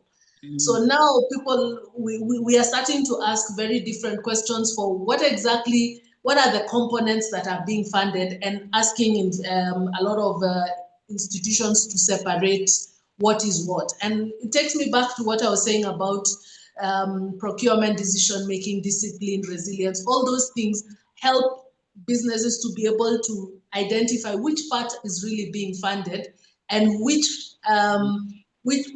of that part, which investor is aligned to it. Because you could get a grant for the ecosystem work, and then you get a proper loan for the working capital part, because that one, then you generate revenue, you pay, you generate revenue, you pay. Then this other part where it is taking longer, then you do that. The other way people have been doing it is you get guarantees, and guarantees have now become a more predominant way of cushioning the businesses, because then it is, but you cushion the ecosystem work, not the business part, because then your revenue has to be there.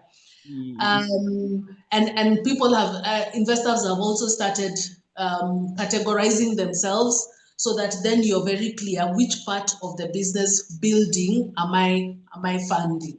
And for as long as you know where you fit and the funder is quite clear as well, their money is going into this, because there are funders out there who know that they're giving you money you'll never repay. And mentally they are ready for it. So sometimes we find that we are at the point where we are not presenting ourselves to the correct matching people. I saw a question, by the way, on the chat that I want to respond to, and it's a question around money from the World Bank and how international NGOs have been, trying to, what's the word? They've been trying to control the money, I think is the word I saw. And quite honestly, that was there, yes, in the 90s and before. And just like I've said, development finance is becoming more diversified. So people, a lot of these bigger DFIs, so World Bank is just one of the bigger development finance institutions, then they now have decided which sectors they want to play in. But there are very many large NGOs that remain influential in those markets, in those spaces, in those sectors.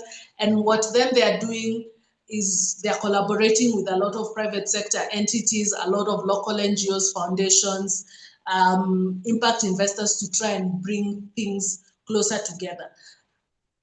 The reason I want to tweak or throw a spanner in this whole story is that because those large NGOs have built the backbone I talked about at the beginning, that's why they keep coming back in the list of World Bank and any other entity that is doing financing. And really the responsibility comes back to us. I keep coming back to that, is for us to then build the backbone that allows someone else to come and say, you have shown responsibility in operating the money you have.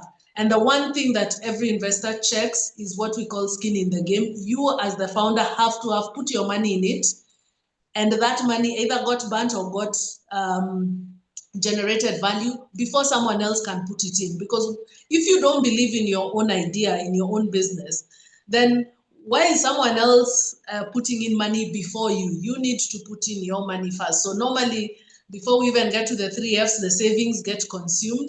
So once you have consumed your money, the 3 Fs, the angel investors and everybody else, those are the guys who then build for you the foundation. But the ecosystem work, which is predominantly what is in Africa right now, can only be built through grants or then the patient capital we've been talking about. And with some guarantees. It's dangerous for ecosystem development. And I think you've said several things that are important. And Jeffa, will come to you because I want to hear about what's going on in the ecosystem development for media, creative economy. I'm just curious about it because I actually have no idea about it. But what I'm hearing you say, Caro, is one, understanding business model to the extent that we're able to separate the capital needs. And to be able to say that this is the needs of the business. These needs of the business can be serviced through revenue and loans, as an example. These needs of the business, especially sort of your long-term angle kind of conversations, I need to get either patient capital or grants to be able to be put in. And this infrastructure, because there's also an element of infrastructure that is needed for the business to work. And that infrastructure must have very long-term capital as well. And so thinking about multiple sources of capital, but that's only possible if you understand, if you've built different models of business. And I go back to that because I find, and especially in the development sector, we are highly underdeveloped in understanding business models. In fact, I think in our brains, there's a part that thinks that it is wrong for us to have revenue in our businesses. And that's the problem of the training of traditional NGO mindset. And what then happens is when USAID disappears from this market, you have quite a bit of shrinking. But you had 20, 30, 40 years with USAID. It was supposed to be capital that enables you to think ahead, to build revenues that come back, so that then the day when USAID goes, because USAID, even if they are God, they must go at some point. But I think we are very underdeveloped in thinking about business models, and there's a mindset problem there, because then that traps people in terms of you must be constantly begging, and you can't build something sustainable. And so thinking business model, asking what is the revenue, asking what's the infrastructure work, who is funding the infrastructure work, what's the ecosystem, and who is funding that ecosystem is what I'm hearing as very important. And so that sort of brings me back to the creative economy again, and thinking about it in terms of it as an ecosystem and an emerging ecosystem, because I'm imagining that for Akili TV to be here the next 30 years, you have to build an ecosystem around it. So what are your thoughts around that? What are some things that you're building around it? Well, I mean, I think also things are changing rapidly. So, I mean, the thing that got us here in the first place was a technology where you move from analog to digital. Until that happened in 2015, there wouldn't have been the bandwidth to allow a number of channels to be broadcasting free to air. Now it's like, oh, the penetration of smartphones. What does that mean for content? My partner was telling me that his stepbrother works for Disney, and they're now all focused. The buzzword is verticals. We need to be in verticals. And you're going, verticals? This vertical, right? Oh. So it isn't that everything is set in stone and you're building. So it's been interesting to kind of think, okay, what do we, Akili, do in terms of verticals? What is, and there's changing behavior in the children's sector, which I found when I went to the big TV market in Cannes called MIPCOM, where it used to be the sell sheets for a series. You'd kind of look, oh, it's 26 times 30, so 26 half-hour programs. That's what it was 10 years ago. 3 years ago, the number of sell sheets that had 7 times, or 58 times 7 minutes. So you would, and you can take the 7 minutes and put 3 of them together to have a TV half hour.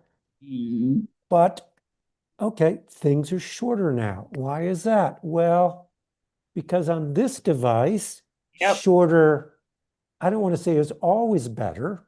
Yeah, it's just that reality. It's changing. So I think part of this is, on the one hand, you built something and you've got, a level of success, but then things are changing very quickly. So how do you, make sure that you can adapt and you see those changes happening? And that can mean, okay, we've got to shut down this part of the business and move into something new. We may need additional capital and build the model for that. And so we're really looking at that right now in terms of, oh, we have TV. We need to strengthen our digital offering. And how does that connect to our events? So that's the thing that we're working on currently. Yeah, I think I had underestimated just how much you have to think to change in your business. I think media is one of those sectors that you do not have the luxury of just not thinking ahead. And I like the example you gave earlier of AI, and I can't wait to see what AI does for content. I can just imagine. And now then your verticals conversation, and that could also then be part of why your wider offering is not just children, but also families. No, I mean, we're doing that. It's just, it's the considerations are different. When you kind of said, well, how do you compete with YouTube? That's okay. Well, okay, do you compete with YouTube or do you make money from YouTube? So that's a question. If you're a young creator, you're going to make money from YouTube, and you may be able to, do quite well. I think one of the things that to me was an interesting business model for a company called Moonbug. They were using YouTube as a form of market validation of IP. So what's nice. doing really well on YouTube? Great. We're going to acquire that content from a YouTube creator, and then we're going to do TV from that. We're going to do merchandising and licensing from that. So there's interesting models that are out there, but using YouTube as market validation. And I know that whether it's from Kenya or somewhere else in Africa, there will be in the next 2-3 years some story of something that became enormously successful from, I don't know who, but someone will have created something that resonates on a global basis. Interesting. What's the extent to which you've been able to integrate into education? Because if you're gonna do children, there's the entertainment part, but there's also the structured education, like traditional education, and there's a huge possibility there. So television is broadcast. Education, I mean, if you're going to teach someone deeply, calculus, it really kind of needs one-on-one. So television, though, wonderful medium for teaching concepts, for motivation, for encouragement, for changing behavior, meaning you could do a program or programs on climate, and as a result of that, you're going to change your behavior in some way. I think that where the opportunity for us, and it's actually where my partner and I, our background, at least where we met at Scholastic, we were doing educational software. So one-on-one. So I think that the opportunity in supplementing the core curriculum is on digital, where it's a one-to-one experience, so that you can moderate the time. So if I were to show something to you that was on television, to 8 million people, a number of people go, that's boring. A number of people will go, I don't understand that. I need to like slow it down. I need to see it again. So you don't have the direct control. So it's just a different form of distribution than television, but I think that those opportunities are there for us. And whether that's to build it, acquire it, again, we have sort of the knowledge about how to build distribution. Love it. As we start to conclude this, and if you have any questions, please put them up, and I'm sure Kara is looking it up. We are hosting what we call, and Kara, I'm coming to you, we're hosting what we call a Women of Purpose Summit, whose job is to start to think about ideas that people can build up on. And maybe, Kara, you can speak into that. I think you were part of last year and have some ideas around what you're building towards. What are some ideas that are in your mind around Women of Purpose, the summit, and an invitation for people to be part of that, and perhaps how the creative economy fits into that? Yeah, thank you. So this is year 3 we are prepping for Women of Purpose Summit. The idea here is that we want that we think about where Kenya is going. We had started this initiative way before President Ruto came up with Vision 2060. So at that time, we were looking at it from a Purpose 2050 point of view and asking the question for what do you think and where do you think Kenya should be in 2050, Kenya, Africa, and even yourself at a personal level. Right now we are working on then our 3rd year, and the theme essentially is built for the marathon.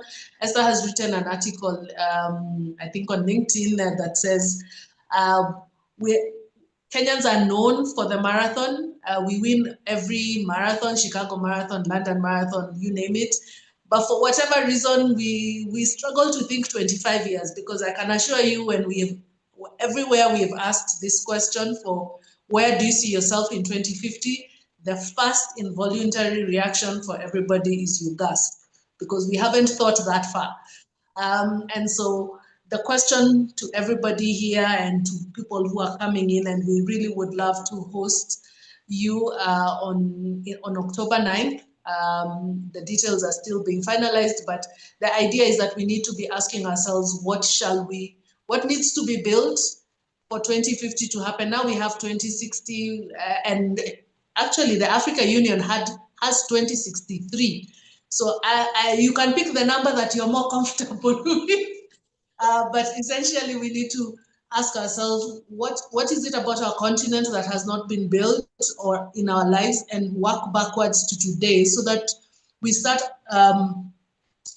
actually not asking the question, but actually doing the work to build what is necessary for those outcomes to be there that time. I believe when we started this webinar today, the question did come up that, if you are reading a newspaper in that 2050, 2063, 2060, what is the headline that will make you feel like, yes, we've achieved this, and hopefully you had a role to play in it.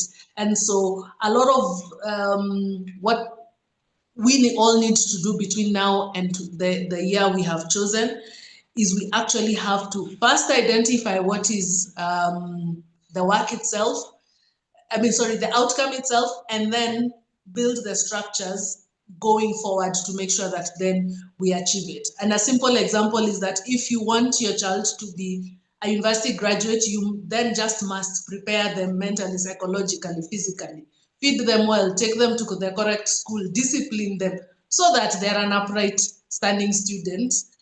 In 25 years, when supposedly they'll be graduating, roughly is the age people do graduate. So that roadmap is not something we can give you, but we have created the forum so that you can come and sit with others who are also thinking within the same ecosystems that we have. We've generally had 4 to 5, I think, Esther, 5 clusters. So we've had media and media narratives, we've had technology, we've had climate, we've had the economy and finance, and those are around the themes we would like people to join us. We have 200 places open. The tickets are currently on sale. Please, please, please, we look forward to hosting you. Thank Love you. it. I can't wait for it. It's always one of my highlights in the year, and perhaps that's a good place for us to close with you, Jeff.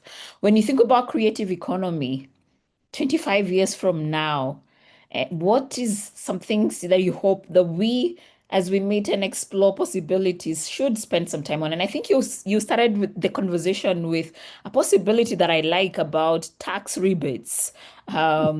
And I think we were part of the last awards dinner, and Mugo was part of the Vision 2030.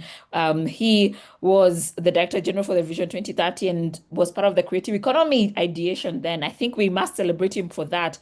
But also now there is an opportunity to think about 20, 30 years from now. What's 2, 3 things that you think we need to spend some time on in the creative space? Well, I think really building the infrastructure for sustainability, and whether that is data, helping people do business plans, and the monetization. How do you help the creators find a way to be generating the revenue that allows them to pursue that as a job? So I would hope that 30 years from now, when one's looking back to 20 years from now, there'll be, oh, well, there was the Canadian success story, there was the South Korean success story, and there was the Kenyan success story. That, a number of factors came together that allowed there to be, building an industry that is not just Kenyan, but is global, but is authentic to Kenya. That's what I would hope for. I love And it. I think I wanted just to add one other thing, which very early on you talked about people, you're always chasing the money. And you need the money to pursue your dream. But I would say the thing that one shouldn't be doing is keep changing what you want to do because of the money. I think that, is pursue your passion, pursue the things that, you love to do. And I mean, not everything you love to do and not everything you're passionate about will lead to a sustainable business, but I think you have a much higher chance of success if it's something that you enjoy doing. That's true. The kind of grind it takes to build Akili, I don't know how many years you've been in existence now, but you cannot 6.5. 6.5 years and 8 years for waiting, because I was reading about you thinking about it in 2012 and starting in 2020. And then now 6.5 years. You cannot do that if it's not something that you really are committed to. And so I think that part of sort of just saying, this is what I commit to learn, to see what goes on in the creative economy, to learn the media sector, to engage investors in that space. It takes time to build something that's sustainable. And so that jumping from one corner to another corner to another corner, it robs you that time of learning that you need to become a master in that space. And yes, go for it. I just wanted to add one other thing, which has made it, all worthwhile, is we have a great team. So if I think out 20 years, we're a young group. The average age, well, it was 29, now it's 33. So we've had some people stay with us. But, I look forward to seeing sort of the success that I know many of them will have. Love that. And I believe that just because of the feedback that I we've do. got from your teams. I think that's a good place for us to close. I would invite anybody who is interested in the creative economy, please follow Jeff, please follow Akili Network. I do hope that we figure out a way to get some of you guys to come for the summit, but bigger, I want to see more of us writing your story, the lessons that you guys have learned. And this is a good starting point. I'm a big believer that people shouldn't start the same place that you've already learned. There's some mistakes that you've made. There's some lessons you've learned, some wins that I think are useful as people are entering into the creative economy to learn from. And so we start to capture those through this conversation, but hopefully we continue to figure out some ways to put that out. I've learned quite a bit. I love the idea of the Canadian story, the 30 years. That is something that I will even keep digging, because I think it's useful to have case studies of what has worked, and sort of the subsidies and how those have helped, the South Korea story, and that it's authentic there, and how somehow they managed to leverage on technology from animation from a very early, because I feel like animation is still very young here, maybe not.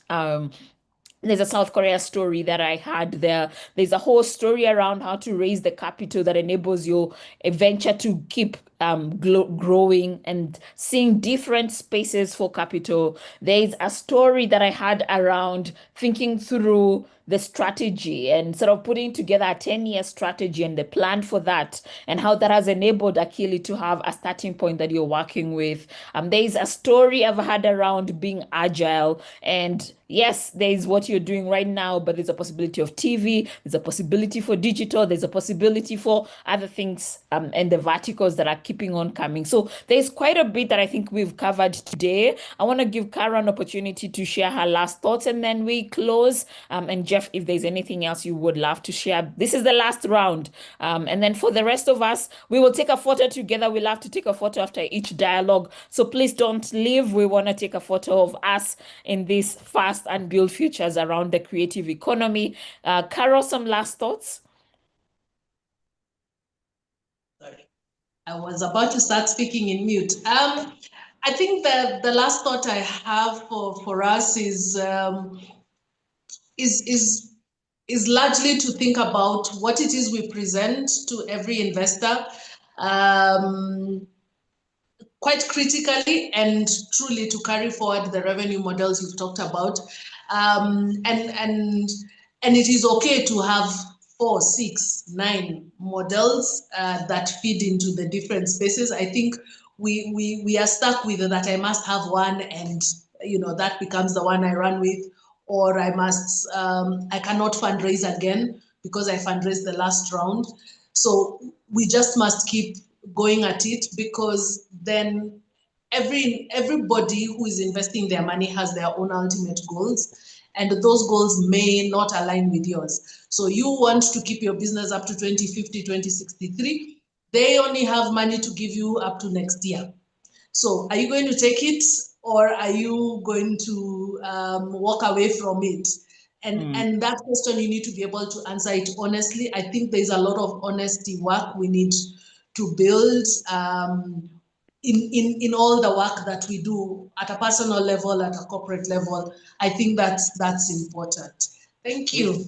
Love it. Thank you so much, Carol, for that wisdom and the conversations that you enabled us to see in terms of what's possible in capital. Carol is a big part of the Women of Purpose Summit. So all the women here, please make sure you're part of that conversation. We will continue with capital conversations because there's no separating building and capital. And so we're building our capacity in that space. Thank you so much for the conversations we are having. Thank you also for coordinating this. You've had several conversations with Jeff. Asante Sana, we truly appreciate you. Jeff, some last thoughts? Well, I was just thinking about one of the women one of the persons who built South Korean media was a woman, Nikki Lee. So, has produced some of the best shows coming out of South Korea. So for the women part of the summit, you're in good company, kind of looking out to places like South Korea. No, it's just really been a pleasure, and I think it's really valuable what you're doing, Esther, and what Lapid is doing in terms of, promoting, the investment in human capital and celebrating that. So thank you. Love it. Thank you so much, Jeff. It's always a joy to have you in our spaces. Thank you for the work that you continue to do. You have some people in Lapid who are huge fans of the work that you're doing, as you saw when we came to visit you. We'll continue to engage and figure out ways that we can continue to work with you guys, because I think the impact that you're having on our children is significant, and we need to continue with it. I think we close there. Asante Sana. Fidel, over to you so that we take the last photo. And a big thank you to everybody again for joining us today. We continue with this conversation next Thursday. And next Thursday, we will have Francis. You may know Francis. He's from Busara, and they talk about behavior change. And sort of just having conversations within that context is going to be fun. There's spaces I love spending time in. I loved spending time in Akili. I loved my time at Busara because they help you to think about what are the things that we can build when we think differently. And so please put a reminder to join us next week. Fidel, you want to help us to close? Yeah, sure. Before we close, and thank you so much, Esther, and a very special thank you to Carol and Jeff. That was really great. So before we close, we'd love to capture a community photo. So I'd love for us to just put your videos on. Everybody, please. Of us, so that we are on the other end. Yes, exactly. Spotlight. Okay. Maggie, are you ready? And a big thank you, everybody, for joining us. Sheila, it's nice to see you. Thank you for joining us. Chris, thank you for joining us. Mercy Gishora, it's nice to see you. Susan Ombati, I think I've seen you in several of these sessions. Asante Sana for joining us. Petronila, Mugo, Anthony, Mary, it's nice to see you. Carol, it's nice to see you. Rebecca Nyambura, everybody who is part of this conversation. Asanteni Sana, we truly appreciate each one of you. Thank you for making the time to join us. I'm imagining that our photo has been taken. Margaret, thank you for putting this together. Sam, it's nice to see you.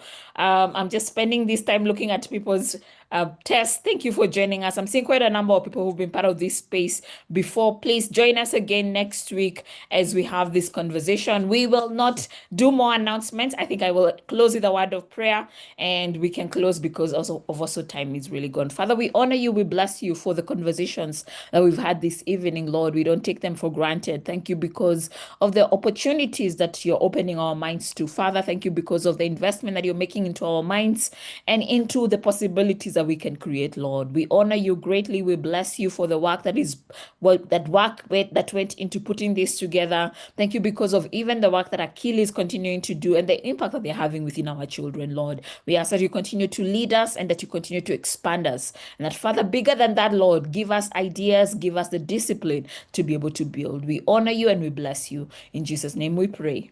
Amen. Thank you very much, everybody. I wish you all a fantastic evening. I know some of it's morning, so whatever hour that you are in, thank you for joining us, and have a very good night. Thank you, Carol. Thank you. And Bye. Esther. Thank you, Jeff. everyone. Bye. Jeff. We celebrate each Cheers. one of you. Thank you, Fidel. Thank you, Margaret. Thank you, Sheila. And thank you, everybody who has put this together. I think we truly celebrate each one of you. See you next week. Thank you. Bye for now. Bye. Thank you. See you. Have a good night.